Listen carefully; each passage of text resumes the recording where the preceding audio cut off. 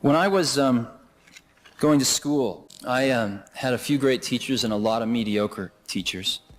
And the thing that probably kept me out of jail was books, because I could go read what Aristotle wrote or what Plato wrote, and I didn't have to have an intermediary in the way. And a book was a phenomenal thing. It got right from the source to the destination without anything in the middle. The problem was you can't ask Aristotle a question.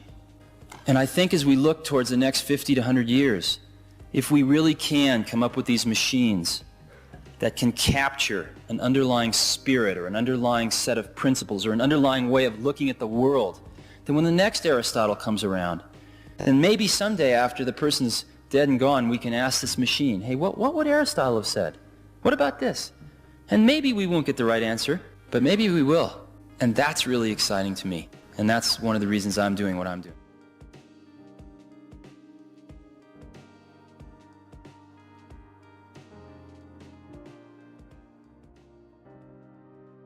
Say a clear signal shows up on the radio tomorrow. What should the very first steps be, and why do you start your instruction with verify rigorously before announcing? Extraordinary claims demand extraordinary evidence. We've learned the hard way from transient blips that thrill us in the moment, but vanish on reobservation. The first duty is to insist on independent confirmation, ideally from several observatories on different continents, before speaking publicly. Single detections have misled us. They can be local interference, equipment quirks, or fleeting phenomena. You mentioned past events like the Harvard 11 and the WOW signal. How do those histories shape your caution? And what practical first moves would you take? Those episodes taught us that excitement without replication is not science. The Harvard 11 candidates and the 1977 WOW signal were compelling, but colleagues urged meticulous verification. So practically, reobserve the same coordinates, check instrument logs, rule out known satellites, aircraft, and terrestrial emitters. Don't let a single moment of wonder become a premature headline. Which facilities should be contacted immediately, and why does it matter that they're on different continents? Call geographically separated, professionally respected observatories. Places like Arecibo back in the day, Parks, Green Bank, and others. Because independent instruments and sites reduce the chance a signal is local or instrumental. Different hardware, different atmosphere, different vantage points. A genuine extraterrestrial signal should be reproducible everywhere, not just at one dish. There's pressure to announce quickly. Could speed ever trump caution? I understand the urge. A sensational signal would grip the public and policymakers, but haste can do real harm. Announcing too early risks global panic or later disillusionment if the signal fails to hold up.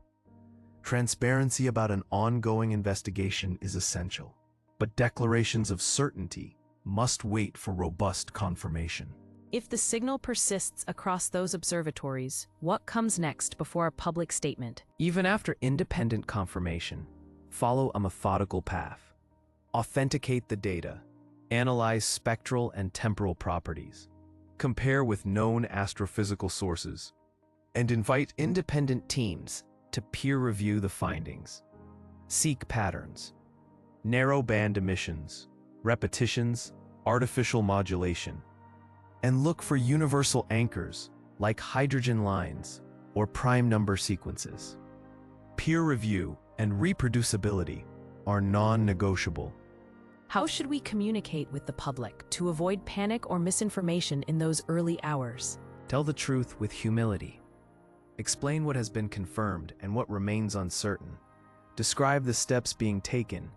Avoid sensational language. A radio signal is a whisper across light years, not an invasion. Emphasize the science process and commit to updating the public as robust results arrive. In an emergency meeting with colleagues, how do you convey both urgency and restraint? Be candid about the excitement, but insist on procedure. Document everything. Mobilize independent observatories immediately and refrain from public claims until you have reproducible evidence. Our credibility depends on doing it right. Protect it. Could secrecy during verification fuel conspiracy theories? And how do you balance transparency with the need to verify? Secrecy risks feeding speculation, but premature speculation undermines trust. The balance is to be open about an investigation without making definitive claims. Say that verification is underway and explain the steps. That way, you minimize rumor while avoiding misinformation. Are there signal characteristics that would make you more confident before announcing? Yes, persistence, narrow band features unlikely to be natural, clear modulation patterns, and cross-instrument reproducibility. Universal references like hydrogen lines or prime numbers would be promising, but they still require independent confirmation. If the signal used prime numbers or hydrogen signatures, would that speed announcement? It would strengthen the case for intelligence, but not eliminate the need for rigorous replication. Elegant structure increases confidence, but independent verification remains essential. Is there a moral case for delaying sensational announcements in favor of slow verification? Absolutely. Our moral responsibility is to preserve public trust and to prevent panic. Science is a discipline that tempers our worst instincts in moments of wonder. Managed with humility and rigor, such a discovery can educate rather than inflame.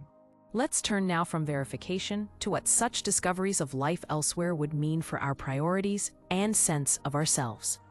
If tomorrow morning telescopes reported a clear biosignature on an exoplanet, how should we as a species begin to understand what that means? It would be the most profound scientific revelation we've ever had. Discovering life beyond Earth forces us to reframe our cosmic identity. For much of human history, we've treated ourselves as central. This would be a powerful reminder that we're one branch in a much larger story. It dissolves the illusion of uniqueness and expands the circle of life. How should that shift change our priorities culturally and scientifically? And how ought we to allocate resources differently? The discovery would demand a major reorientation. Scientifically, invest in telescopes and missions that can characterize that biosphere in detail and strengthen planetary protection protocols. Politically and culturally, it invites humility. We must temper narratives of exclusive human primacy. Funding should favor projects that help us understand life's distribution, because that knowledge reshapes philosophy, ethics, and strategy. So you'd argue for reallocating resources towards studying life elsewhere? Yes, if life is not unique to Earth, the implications touch everything from our origin stories to long-term survival strategies. Investing in observational capabilities and international collaboration to study those biosignatures is not a niche pursuit. It's central to understanding who we are.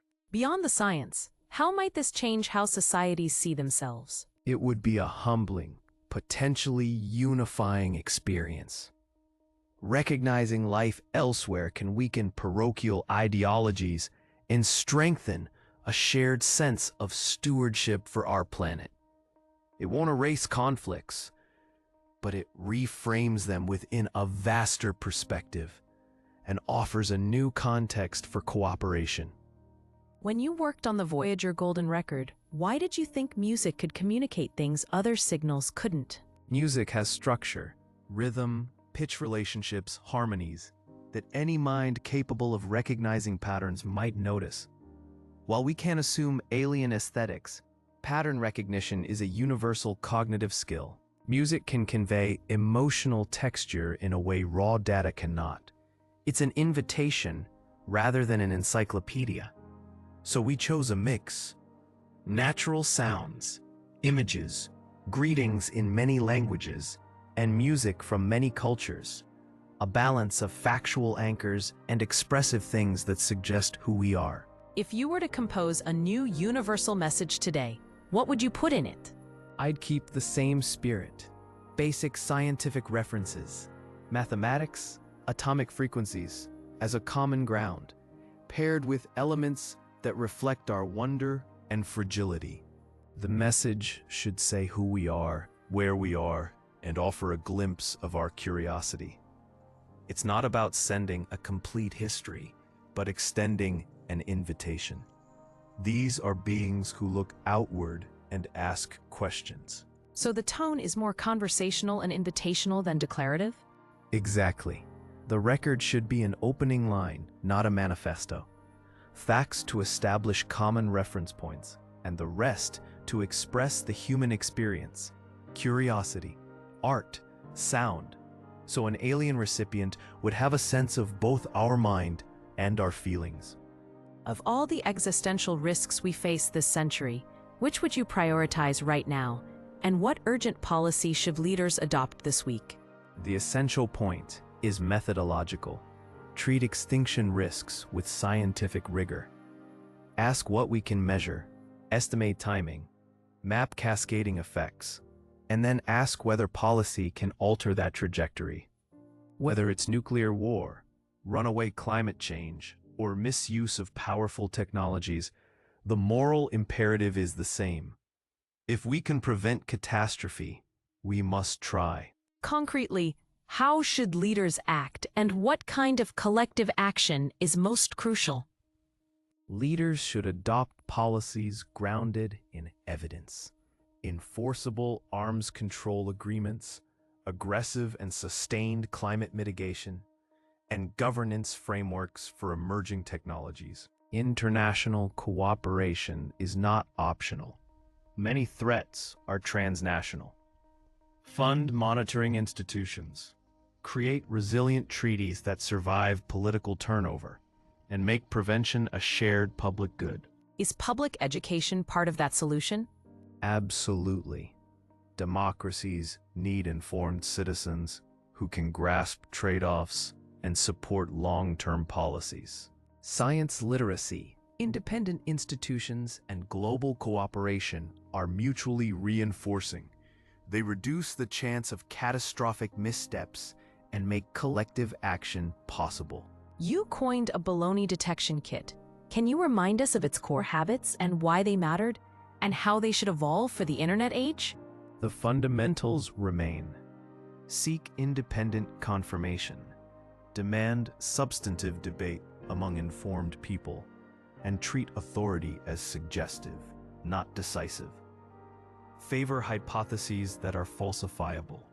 Rely on controlled experiments, and beware of anecdote standing in for evidence. These habits make dishonest or sloppy reasoning harder to pass as truth. If you had 10 minutes on global TV to teach people how to spot misinformation online, what 5 rules would you give them? I'd give 5 durable rules. 1. Confirm claims with independent, reputable sources. 2. Distrust sensational single studies. 3. Demand transparency in methods. 4. Treat anecdotes as starting points, not proof. 5. Cultivate intellectual humility. Be willing to change your mind when evidence warrants. Teach these rules in schools and make them social norms. How do you see platforms and institutions supporting those habits? Platforms can encourage verification by surfacing credible sources and de-emphasizing unverified sensational content. Institutions should reward transparency and reproducibility. Cultural change matters as much as technical fixes. If these habits become civic virtues, they reshape incentives and curb pseudoscience. On Mars, should humans go? You famously said, if there is life on Mars, we should do nothing with Mars. Mars then belongs to the Martians. How does that position shape the colonization debate? That sentence expresses cosmic humility. If Mars hosts life, even microbes, we have an ethical obligation to preserve it. Life anywhere has intrinsic value, and a claim to continued existence. Before grand plans for settlement or terraforming, we must answer empirically whether Martian life exists, and if it does, prioritize its protection over our ambitions. Given that, how do you weigh robotic exploration against human settlement? Start with careful, thorough robotic exploration and strict planetary protection. Robots can map, sample, and analyze without risking contamination. If we ever consider humans, it should be under international agreements, rigorous sterilization protocols, and only after we've assessed biological risk.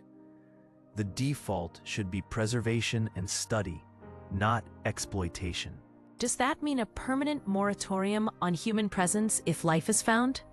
Not necessarily permanent, but any decision to send humans must rest on knowledge and ethical consensus. We must recognize that a native biosphere, however primitive, has value beyond our immediate uses. Policy should err on the side of caution and respect for other forms of life. Suppose a robotic mission returns images that look like a manufactured relic on a moon or asteroid. What are the first actions you insist on, and why do those early hours matter? The first 72 hours are critical because the temptation to rush grows as curiosity and speculation mount. Immediately document every detail, multiple angle imagery, spectra, instrument logs. Mobilize independent teams to verify the data. Preserve raw records. Don't rush to sensational press conferences. Instead, replace rumor with careful, reproducible observation. Who should decide how to study and disclose such a find? How do we balance transparency, exploitation risks, and preventing panic? An international, scientifically credible consortium should guide study and disclosure with transparent procedures and rapid peer review, while governments establish legal frameworks to prevent exploitation. Transparency is vital, but it must be matched by rigor so the public gets reliable information rather than hype. The balance comes from accountable institutions trusted by multiple nations. And if the evidence holds up?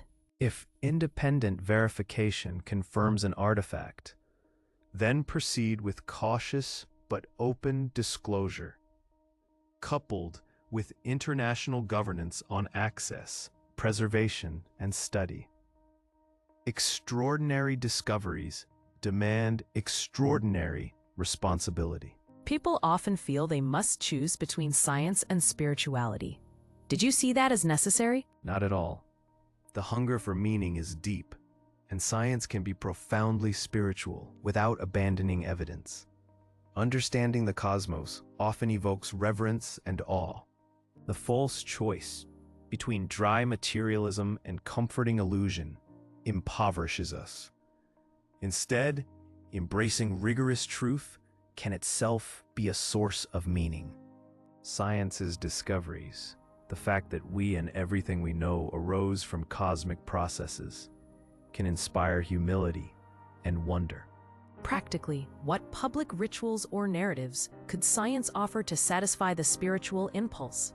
Create communal experiences of learning, public telescope nights, festivals celebrating scientific milestones, shared storytelling about our cosmic origins. Education that pairs critical thinking with awe can foster ethical lives without resorting to false consolation.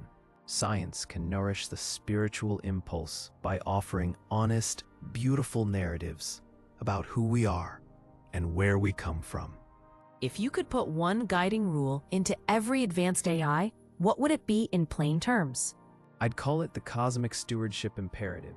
Design AI to prioritize preserving and enhancing humanity's ability to seek truth, create meaning, and understand the cosmos, while protecting the conditions necessary for human flourishing across time and space.